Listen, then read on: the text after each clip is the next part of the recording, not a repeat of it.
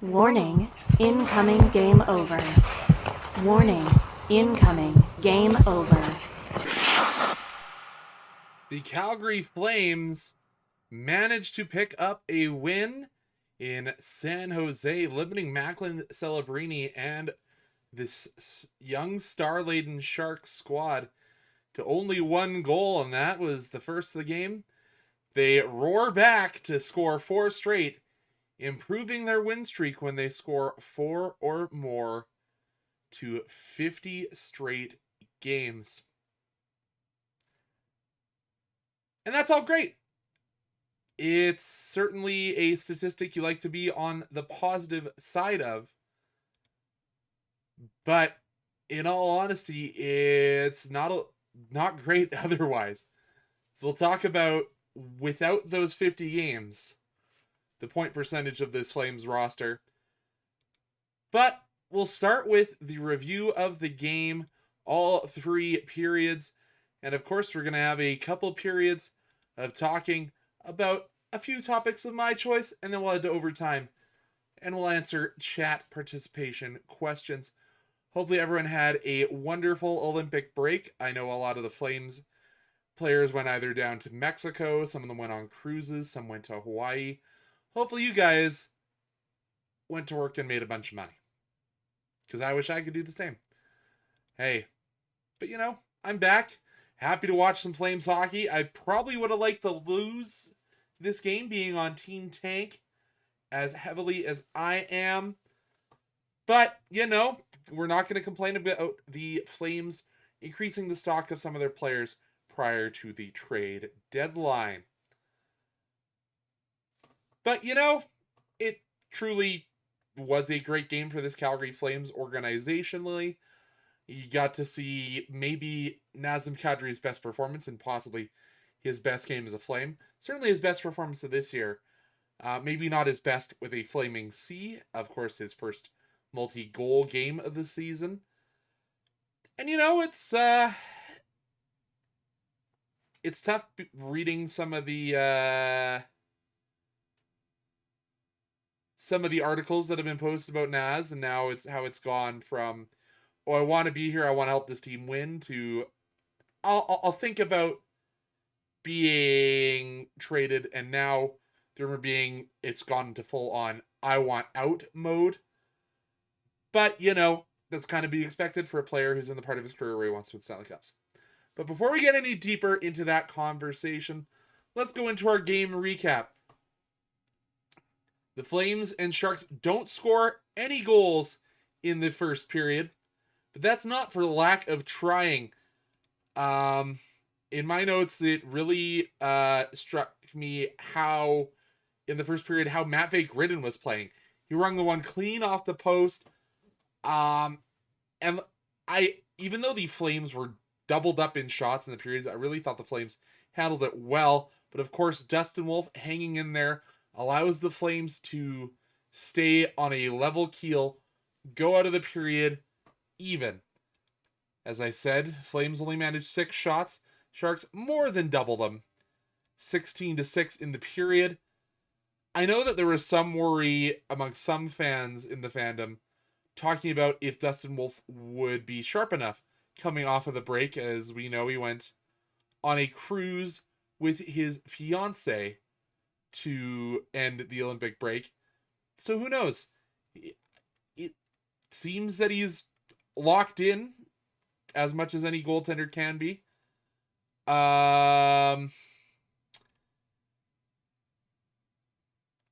Seemed locked in the first. Then of course it's Tyler Toffoli.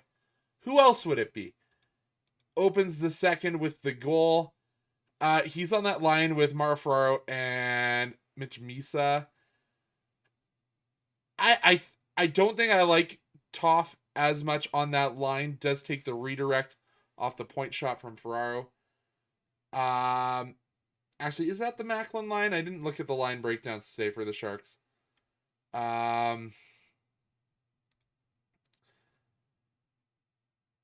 No, it was Eklund who's out there with Kadri on this goal as the other winger with Misa. I don't necessarily think that's the best place for Toff. But then again, I am just a YouTube commentator. There are lots of NHL coaches who have forgotten more about hockey than I remember.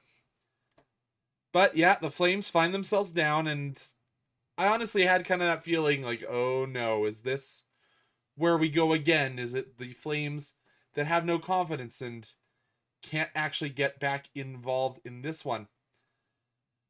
But it really didn't feel that way for long. Maybe the next 7 or 8 minutes. Then I really felt the Flames start to say, you know what? We're going to get physical. We're going to take advantage of this younger Sharks squad. And it worked out. Ended up getting them a little bit irritated and led to some defensive mistakes. Obviously, it's that same line that comes out for the Sharks. Can't clear their own zone. Good job by Mackenzie Weegar at the blue line to hold the point. Eventually it bounces, and a great work by Joel Farabee along the boards. Nifty hands, gets it out, and Nazem Kadri buried what I thought would be his last goal as a Calgary Flame. But who knows? It wouldn't end up being. But a beautiful shot from Nazem Kadri, and I noticed this a lot. I noticed it on the Kadri goal, and then a couple of attempts after. Flames were really targeting the glove hand of Askarov in this game. I have to wonder if that was something the goaltending or the video department's really clued in on with Askarov. Just maybe that glove hand is maybe a little bit slower because Askarov's a big dude. Maybe that's one of his weaknesses. And I do believe that the Calgary Flames coaching staff are good enough to take advantage of something if they notice it. But it seemed to be kind of the storyline of the whole game. Of course, that wasn't the only Flames' only opportunity in the second period.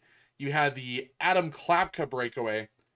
And hold that in your minds, that's something we're going to talk about a little bit later on, is Adam Klapka in general. I just noticed my camera's a little bit too high, so stick with me here, Flames fans. We're going to go on a bit of a ride. There we go. Gets you down to a little bit better eye level. Felt like I was a little bit like one of the minions there, just looking up. But hey, I played with my camera angle a little bit too much over the break. But we're back to where I want it. But yeah, so after 40 minutes, we ended up essentially in the same place as we were after 20. Tie game 1-1. Flames narrow that shot margin down. They only trailed by 2 in the period. Flames managing 10 shots, the Sharks with 12. So that's when I kind of wanted to look at what Money Puck was saying, is because my eye tests were saying the Flames were playing good, but not great. And Money Puck, of course, we don't really endorse gambling, but they are a gambling based website trying to get people more money on their gambling. Not what we really talk about on this channel, because hey, sports gambling ruins lives. But I just wanted to see expected goals at the end of the second. The Flames were in at around 1.39. The Sharks closer to 2 with 1.93. I like Money Puck's expected goals calculations. However, of course, we don't play this game in a statistical bubble. Flames allowing that physicality forced the Sharks to take a few more penalties as well in the period. Actually, it was even. I forgot about the too many men penalty. So it was the hooking to Kiefer Sherwood and Mario Ferraro. But tangent, nice to see too many men finally get called with a Canadian team on the ice. Ugh, that wound's gonna heal slowly. But let's get back to the rest of the recap. The Flames explode for 3 goals in the third, and opening it up was a guy who I think leading into the, I was about to call it the All-Star break, the Olympic break, was a little bit unlucky and was kind of having a slower game than he expected. Connor Zary, he has this play with Backlund and Kuznetsov. Kind of a mismatch of lines there, but Connor Zary just kind of waits and waits after causing the initial pressure that led to the Sharks turning it over to White Cloud, who will eventually bump it back to Kuznetsov, who I think Kuzi was just saying, I'm just going to get this up to Backlund and goal for a line change. Instead, gets the secondary assist. And that's the kind of shot we've seen from Connor Zary when he's at 100%. I think all of us that watched Connor Zary after his first knee injury last year and then his second knee injury last year knew that somewhere there was that elite goal scorer still within Connor Zary. Wasn't showing up, finally shows up today. And the Flames have their first lead of the game. And then Connor Zary gets involved once again. He'll kind of just get in the way of the exiting pass off the stick of the Sharks defender, Timothy Liljegren, of course, the former Maple Leaf.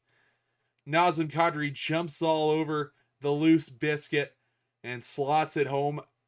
Hey, for Naz, his first 2-goal game of the season, for a guy that's kind of been riding the struggle bus for a little bit, and I'm sure he knows, like as we said, he wants out of town. He knows the rumor mill is heating up as well as anyone else. Pots that one home. Flames lead 3-1. And the Flames get an empty netter off the stick of Michael Backlund.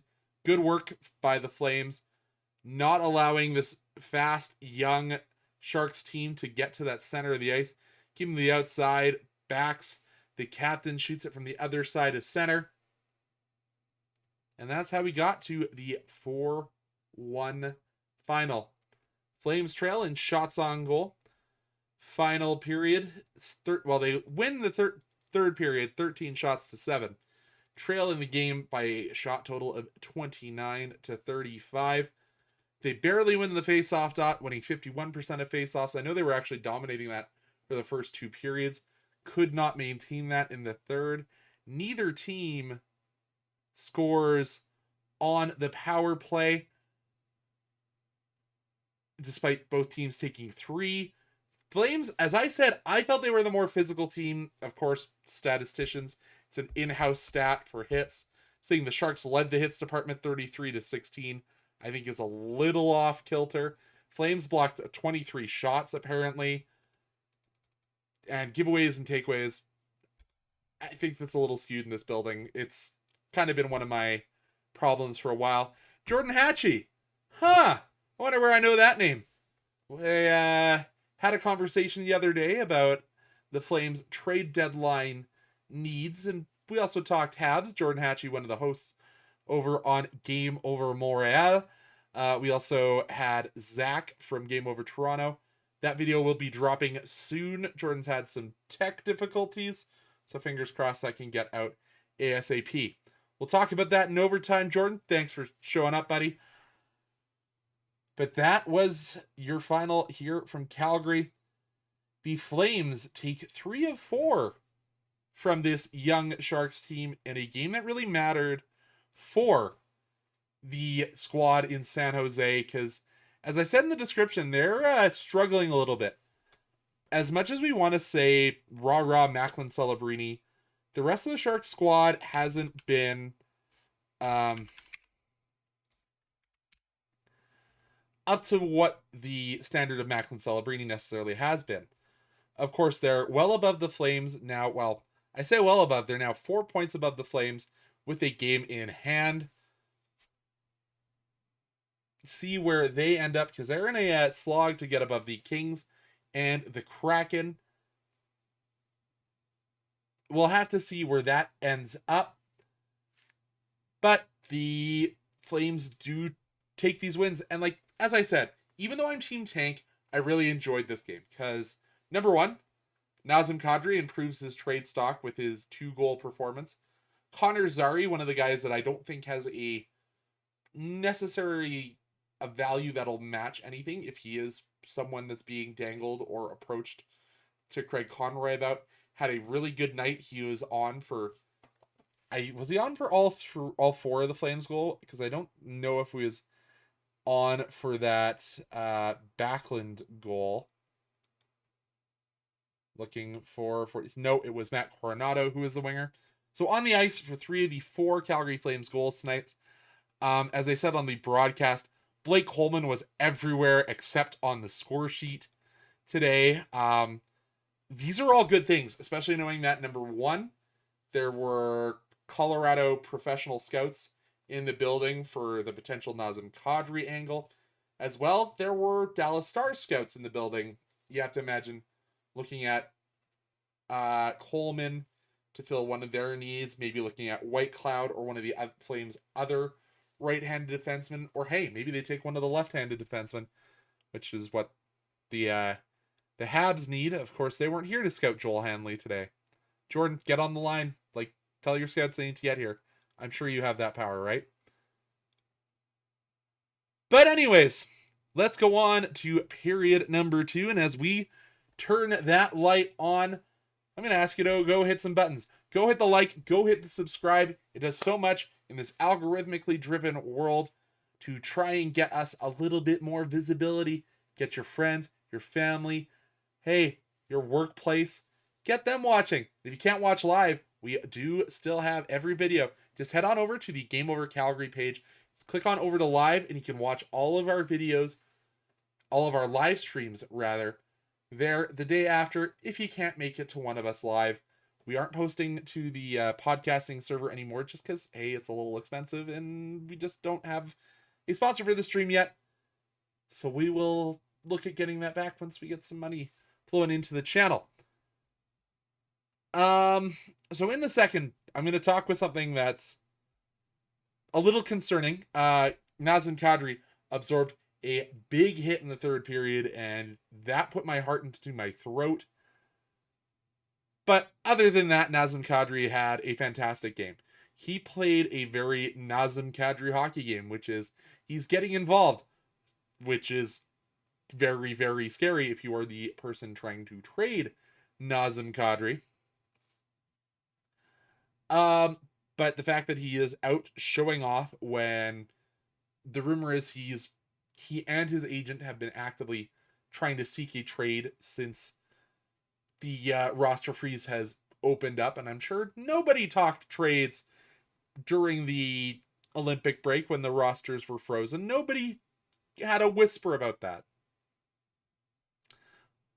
I'm being sarcastic, folks. So this is I think if Nazem Kadri does not play another game as a Flame, which I think is a distinct possibility, that's the way you want Nazem Kadri to go out if you're a Flames fan. Let him go have a very him game, collect your 2 goals, not your hat trick because Michael Backlund took that opportunity away from you. But pick up your 2 goals, leave that memory with the Flames fans. Of course, those of us who also went out to Cross Iron Mills got the last opportunity to maybe get an autograph from Naz. Let that be the lasting memory if that is the last game for the Nazem Kadri wearing the Flaming Sea. And this is where I'll answer Jordan's question is, what are you expecting to receive for Kadri? Does he get a first and a prospect? That has been Craig Conroy's line for a while. I don't think you will see near the return that you got even for Rasmus Anderson. However, you'd like to see something close. I don't think you're going to be getting a White Cloud level return when you also have first picks involved. And everyone knows how deep of a draft this is, especially in that top 5, top 10. Is there a lot of elite talent in that top 10, top 15? There's a lot in the top 5. Kind of falls off from there, but there's still a lot of really good guys in that 7 to 15 range. Do a lot of teams want to depart with their 2026 first rounders? No. So then you're kind of looking, are we going to pick up another 2027 and then maybe package some 2027 picks together to move in to another top selection in this draft? Who knows? We'll have to see. But yeah, I think a pick and a prospect would be the minimum. You're hoping for that to be a first round. And obviously everyone in Flamesland has been looking at Colorado after their roster moves recently to maybe open up some cap space to potentially allow for a trade to get Nazem Kadri into the fold. Who knows? We all know the Dallas Stars have kind of been circling the Calgary Flames wagon. But if Colorado is going to be your trade partner, they do not have picks until the 4th round of this draft. They have their 2027 first, and they have a couple of seconds, including one from the Wild, which I'm just going to make sure that isn't a conditional pick. Nope, that is not conditional, but it's been bounced around a couple of times. So that's kind of an interesting one. You can also look at the Dallas Stars in here, because I think that's the good thing about the Stars, and I think they still have, no, they do not have their first. So both the teams that have been in the mix don't have a first to give you.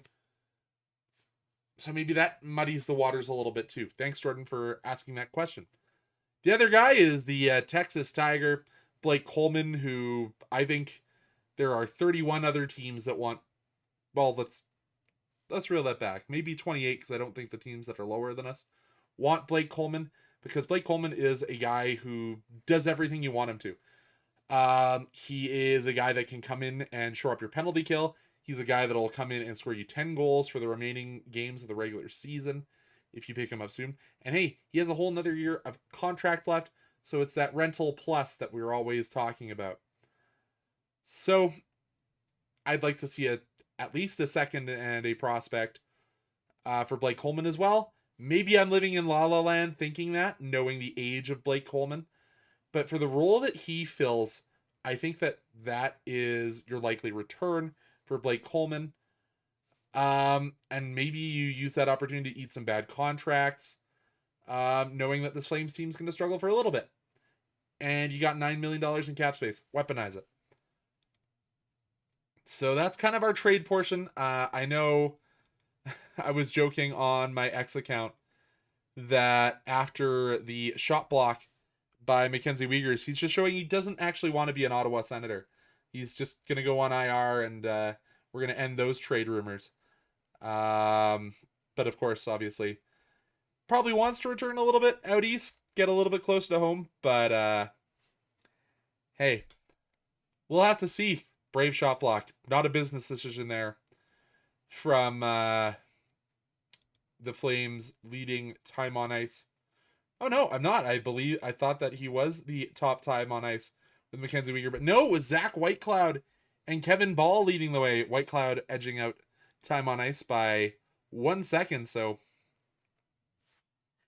hey, that'll bring another, actually, before we change periods, we'll talk about a trade that I saw a lot of other places talking about, which is the potential trade of Braden Pahal. Of course, he's been the 7th or 8th or 9th defenseman on the roster. Another one of those guys who plays the right side, which seems to be every team's need. Getting an extra right-handed defenseman to kind of stock up for your playoff push.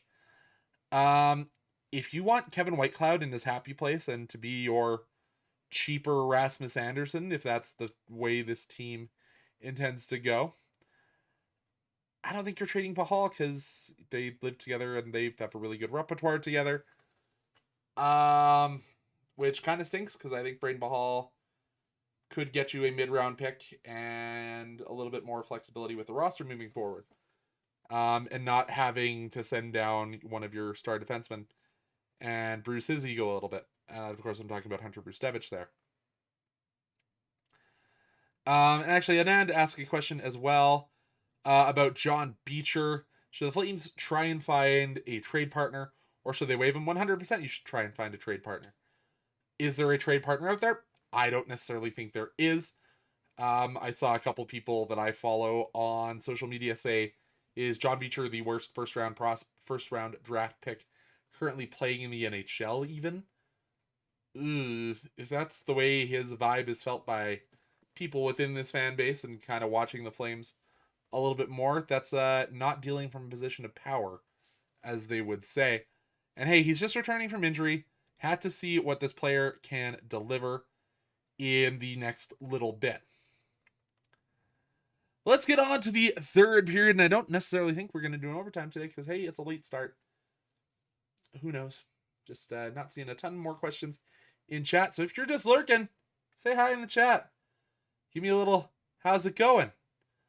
Love to get you guys involved in this Game Over project. For those of us who are watching this Flames team, there is a guy that I think perplexes more Flames fans than anyone else on this roster, because he, as we saw today, logs a lot of minutes on the fourth line. But we also saw him take some shifts up the roster today, and that is the right winger, the big, tall Adam Klapka. Of course, he rang his shot off the post in the second and was kind of providing physicality all over the ice, and he is a really confusing player because I don't think anybody really knows what Adam Klapka is. And this isn't a me talking smack about Adam Klapka, because I think if I did, my trainer who plays golf with him would kick my ass in the gym for the next week solid. Which, hey, maybe I need that. I got to go run a 3K in 3 weeks, or a 5K in 3 weeks. Forgot about that. But Adam Klapka is a super perplexing player, because he is one of those guys who you can see playing second line minutes if he continues to play like a heads down power forward. But he's also a guy that I love to see on my fourth line, because hey, he's going to go play with his big body. He's going to lay the hits. And unfortunately, every time you kind of elevate him up the roster, he kind of flips the switch in his brain saying, now I don't need to be Eric Lindros. I need to be Alex Ovechkin. I need to turn into a sniper. But no, you need to keep that Lindros. You need to keep that straight line speed. That is why you're being elevated up the roster, to use your... I think they changed his listed height from 6'7" to 6'8", so that people would stop making the dumb jokes. But whatever, however tall you are, you're a big man. You're a big body. Play straight line game. Play the KISS model of hockey. Keep it simple, silly. Not going to call NHL players stupid. They get that enough from places that aren't here. But when Adam Klapka is playing his game, there are not many people that do the things he does. And for somebody that is 6'8", he's got some hands. Like, I think this is a player that, as I said, is perplexing, but in a good way. We have to still figure out what he can bring when he's a full-time NHLer, where his ideal role is with this Calgary Flames. But this is a guy who's come in, played 56 games, bounced up from his 31 he played last year, and I think is a very solid piece for this Calgary Flames team to build around going forward. Is he going to be ever a guy you play on your top line? No. Should he even necessarily be on your second line? Maybe if he got a ton of injuries. But for a majority of the time, he's going to play fifth or sixth line. I think if he could kill penalties, use that massive lumber that he holds in his hand a little bit better, gets his feet moving a little bit better, hey, that just adds to his value. But, you know, I think he's been a solid value add for the Calgary Flames this year. As I said, it's late, and hey, it's the first game back from the Olympic break. Chat hasn't made their way back here yet. So I'm not going to do an overtime period. But of course, I do have to deliver this news. We will not be having Game Over for the game on Saturday. One of my best friend's birthdays is that day. I'm going to go celebrate with him. Anand, as he said in chat, is working 14-hour days for, I think it was a softball tournament that he's working with his radio job. So unfortunately, he will be unable to be here. So we will not have coverage for the post game for the first game of the back-to-back against the Kings, who will have their tail between their legs after getting shown angry Oilers Nation And Connor McDavid, the first player to hit 100 points this year. If he wasn't the first player, Snow Pitch, Slow Ball. It's hosted by CJ92. Go check that out. I'm sure it's for charity if it's CJ. And speaking of charity, if you want to support me, hey guys, I'm going to do a little bit of shilling here. I am doing a 5K, as I mentioned earlier, that is ongoing, and it is a really fun event because it's during the St. Patrick's Day break, or St. Patrick's Day holiday. It's something that I'm doing as part of my health journey.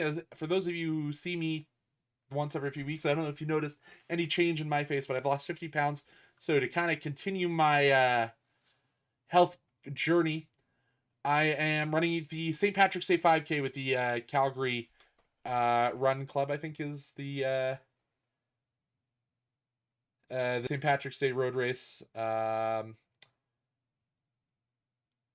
I'm continuing to raise funds for the Canadian Diabetes Association. The race is currently short of its $5,000 goals. However, a third of that, they've got around 4,000. 1,000 of that has come from those who have donated to support me. So if you go on to Race Roster, search up the original St. Patrick's Day road race, search up Conrad Krausert, my name will pop up. If you want to donate, funds are going to Diabetes Canada. If you want to donate the cost of a coffee, I thank you so much. If you don't have that to spare, come on, we'll continue my goal of getting healthier, to be here for as many games as I can be, but also help Diabetes Canada in a era where everything's getting more and more expensive. But that will be it. As I said, none of us will be here for the game on Saturday. I believe I am here on Sunday, if my brain is correct. Yeah, it will be me back for the Ducks game. 6 o'clock puck drop there. We'll be live around 8:45. That way, you don't have to be up as late as you are tonight. If you're watching this live, thank you so much for stopping in. If you are joining us on the video on demand watching tomorrow, thank you so much. Throw your comments in the comments section because I was scrolling, looking for comments. If you leave a comment there, I'll answer your questions just like we do for overtime. I'll answer it. We come back on Sunday for the second half of back-to-back when we look to continue our success in breaking the Disneyland curse. Thanks so much, everyone. We'll see you then.